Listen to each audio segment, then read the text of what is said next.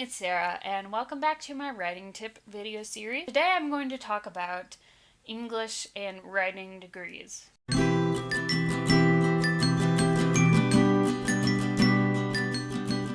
Now, some of you might be in high school thinking about what you're going to do in college, or some of you might be older and thinking about going back to college, or some of you might be thinking about getting a Master in Fine Arts or an MFA in creative writing. So whatever the case may be, I'm going to tell you some of the pros and cons of getting an English degree or a writing degree or anything like that. So some of the cons are that it costs money, obviously, and college can be expensive. Grad school can be expensive. It depends on where you go. It depends on whether or not you get scholarships. It depends on if you're paying in-state tuition or out-of-state tuition. There's a lot of things to consider, but getting a degree is definitely going to be more expensive than not getting a degree. Another con is that generally it's not lucrative. When you go out into the business world, there's not really a high demand for people who have English degrees. So if your main concern is making money and getting a great job that will, provide you with financial security and all of that, then getting an English degree is probably not the right way to go. And another negative thing to think about is that all of the resources and all of the information that you would learn getting an English degree is already out there for you to pursue independently. Okay, so what are some of the positives? First of all, it looks good. So, we have two people and they both know the exact same amount about writing and literature, and they both have the same kind of level of experience, and they both have learned the same amount of information. One of them has an English degree and one of them does not.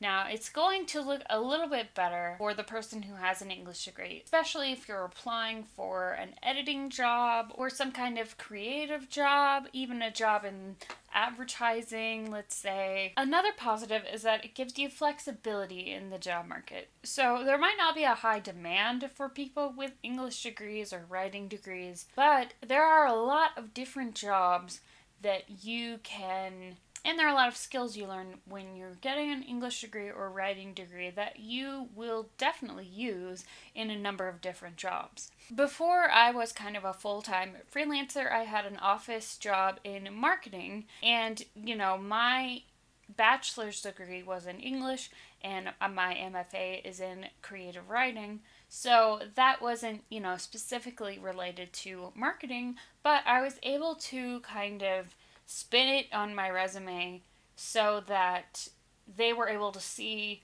that the skills that I had learned in getting those two degrees were skills that I was going to be able to use in that job. Another positive is that you are going to learn a lot more than you would be able to on your own. Even though all of the resources are out there, you have to really work extremely hard to teach yourself all of that.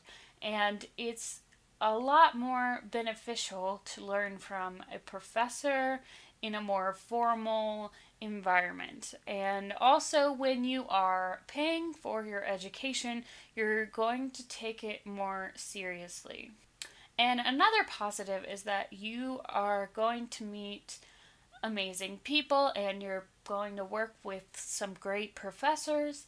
I mean, when I was getting my degrees, I don't regret them at all, because I did meet so many amazing people and I had so many amazing life-changing experiences that made me a better writer and just a better person in general. Now, I did rack up a lot of student debt, but for me personally, the experience and the opportunity that I had to learn so much about writing and have the academic experience, all of that is worth more to me than all the student loan debt. But I am going to have that student loan debt probably hanging over my head for quite some time, which I'm okay with. But some people don't want to take on student loans and they don't have the financial resources to get a degree or to get a graduate degree, and I completely understand that.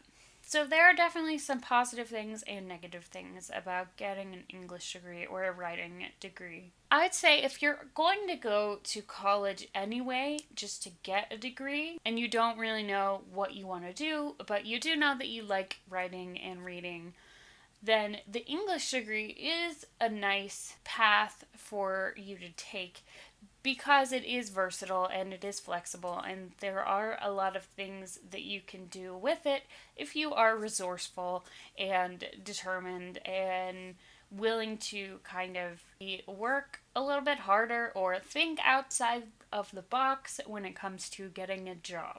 Now, if you just want to be a writer and you're thinking about going to get an MFA or going to get an English degree just so you can be a successful writer, I mean, there is no guarantee that you are going to, publish a best-selling novel just because you have an MFA. So I would say if you're going into it with the expectation that once you get a BA in English or an MFA in creative writing, everything is just going to be great and you won't have to work really hard to be successful as a writer, that's not the best reason to get a degree. I have actually written a lot about this on my writing blog. I wrote a post specifically about an MFA in creative writing and whether or not it's worth it to get the MFA in creative writing. And I also wrote a post about different ways that you can start your career after you graduate with an English degree.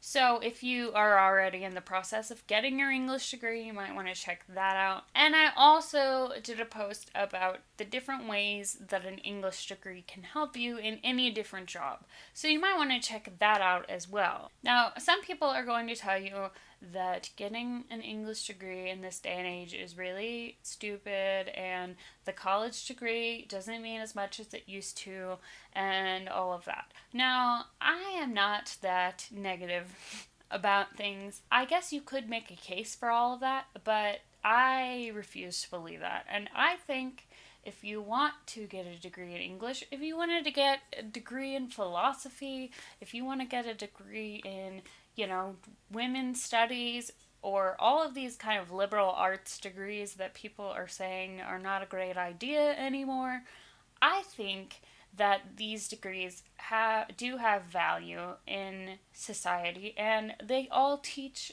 a lot of things that you can use in a job. Yes, you might have to get a little bit more creative in the way that you look for jobs and the way that you apply for jobs if you do have one of these liberal arts degrees. Also, are there writers who don't have degrees that are amazing writers? Yes, definitely.